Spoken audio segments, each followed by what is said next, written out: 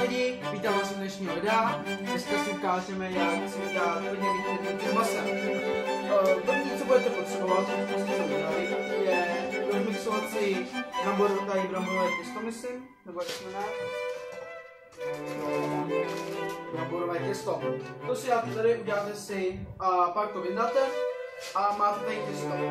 Co s ním máte udělat? No, nejdřív si ho vezmete a hezky ho takhle máte do kuličky, co nejvíce, aby to byla kulička, ne žádný čtverec. Tak, jakmile to uděláte, tak si tady dáte mouku, ať vám to tady nalepí, napatláte to do toho, ale ne moc. Položíte a teď si to tady hezky jako roztáhnete. Takhle to tady hezky roztáhne.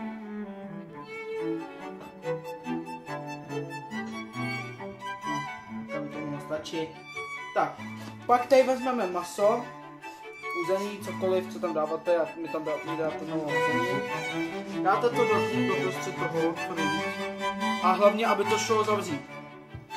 Tak, jakmile tam dáme maso, tak to hezky jako vezmeme. A hezky to také zmačkáme. Jakmile to zmačkáme, si to ještě jako připevním. To vezmete a já dělám teda tohle. Vy si to můžete dělat, jak chcete, ale prostě si to zamačíte nějak do količky. Jakmile to zmačkáme, tak dáme si to jako sem a tady vidíte, máme hodně těsta. Vezmeme si tady stůl, se bude ještě hodit. Máme tady ty knedlíky a tady máme zelí. Vezmeme si tu sůl, vezmeme si jenom trošku, posolíme to. Jo? Tak. Pak, když to otevřu, si to otevřem, máme to sem.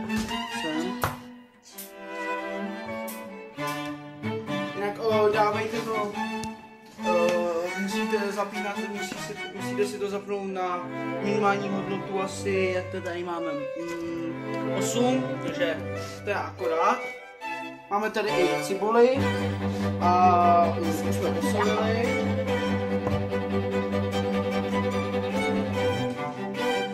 A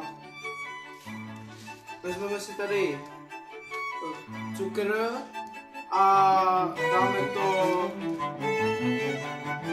trošičku do toho zelí, aspoň mi to bylo sladší. Takhle to dáme hezky po celém. To fakt všude, to není na jednom místě. Se pak zamíchá. Tak, si to zavřem, koupíme si to.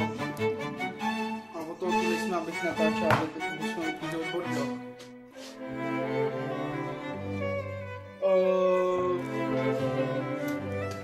Si počkáme chvilku, než se to udělá.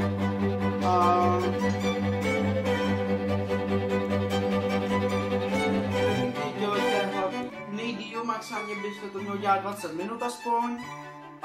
Pak to vydáte a my jsme to teprve asi vykonali, takže to děláme nebudeme. Takže až se udělá jedna tahleta várka, tak se vám ozvem a uvidíme se, až to bude mít. Tak, máme tady cibuli, takový nasíní, takže nesmíme až do konce, jak se nám rozpadne, takže nám to dělá těžší práci.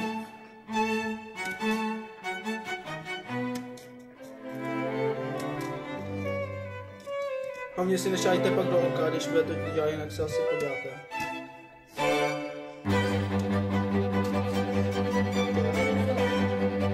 A pak to vezmeme takhle. A takhle to hezky uděláme.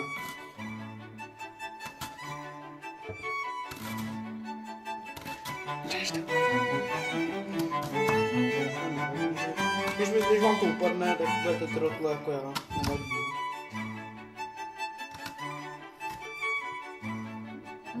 my vydáváme teda tyhle kraviny, nevím proč, ale tak děláme. Tak, když už to bude mít,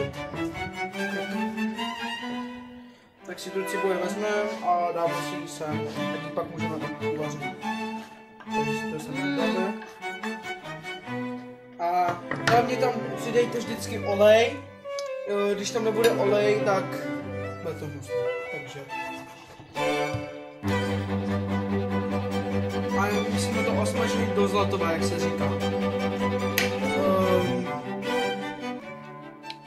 Takže už máme tady udělat i ty knedlíky, ale budeme muset počkat tu cibuli, takže my se vám ozveme, až je hotová. Takže zase čau.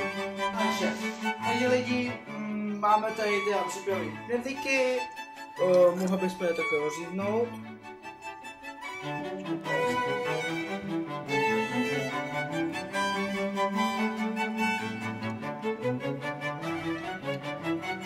Takhle vidíte tam to maso hezky udělané.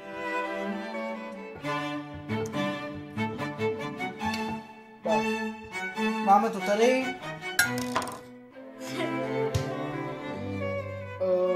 Tak si tady dáme zavíčko.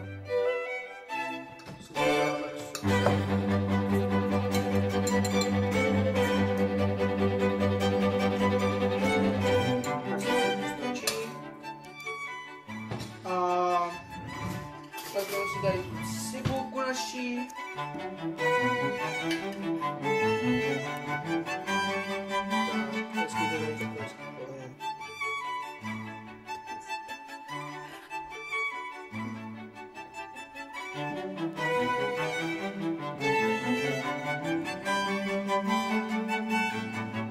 Tak. Dáme to sem. Tak. A dáme to semka. A dáme to ochutnávačovi, takže na to. Tak, máme tu Romču, přivítej do videa. Na vás. Tak a máme tady tu ochutnávku, tak asi dobrou chuť.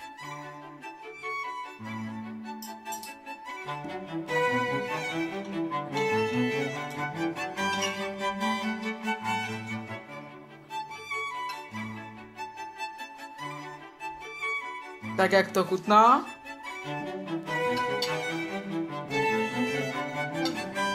Dobře? Jo? Tak vidíte lidi, někomu to přece jenom chutná. Tak, to je dobře. Pěť. To někdo pochutnává. Tak to je dobře. Tohle? Co děláš? Ne, vypni to, dělej. Jo, ale lidi, koukejte, Honzík nemá hlad. No, kazíš to, dělej. Dělej to. Ne, kazíš to. Lidi, táta je za telefonem, jo? A příště vám ukážu tady nějaký jeho obličej. Já ti potají natočím jako obličej. Dominiku, nemůžeš říct normálně.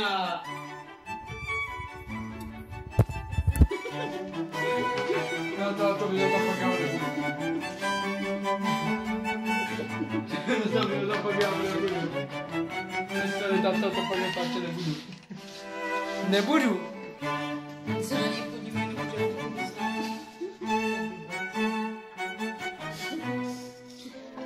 Vypni to. Takže lidi, jdeme to ochutnat. Vzali jsem si prostě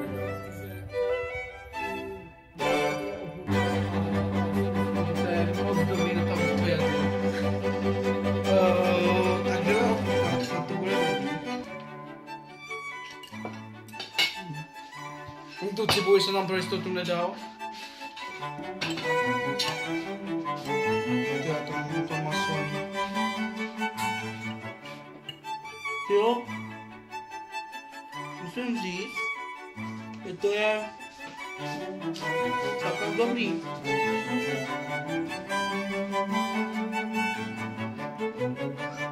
Takže jo. Lepšího jsem fakt neměl.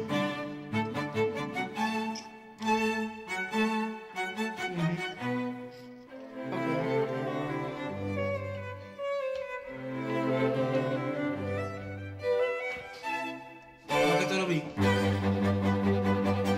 Nevím, jestli se budeš mít jako nechutná. Ale mě to chutná. Pak jo.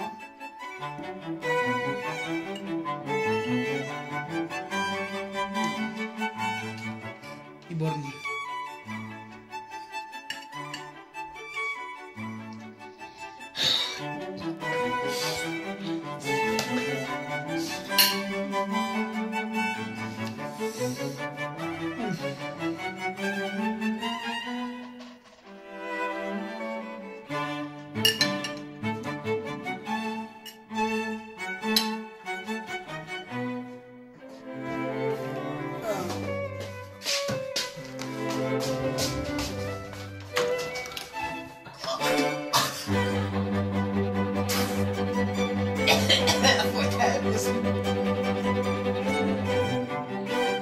Horší to magnet, ale...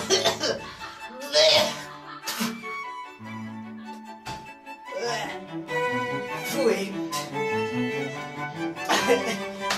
To jít nikdy nejste. A hlavně nebo nevět. Co jsem to uvařil, Fuj. Nikdy to nejste. Jen doufám, že se vám video líbilo. Zachte like a hudbě. Zvoneček, ať tyhle ty videa vám neutíchnou a já se s vámi loučím a čau.